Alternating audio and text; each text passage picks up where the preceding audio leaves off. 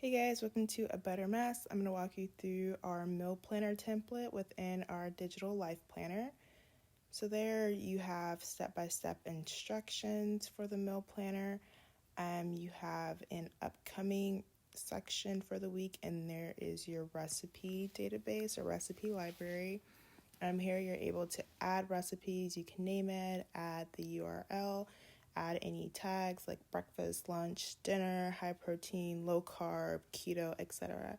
You add the servings, prep time, cook time, total time, the rating if you want from online, and then you can mark if it's a favorite recipe of yours or if you've tried it or not.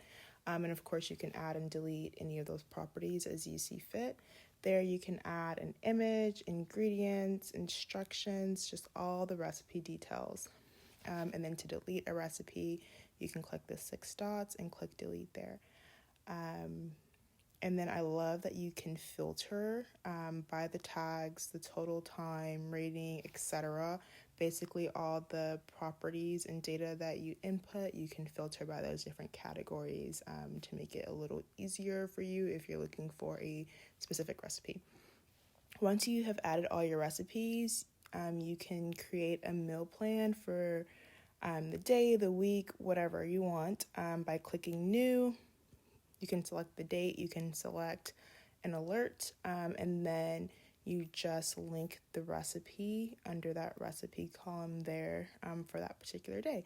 And then you scroll to that day, you can do today, this week, upcoming, and there's also a calendar view, and that recipe will continue to show up based on the due date that you assigned it.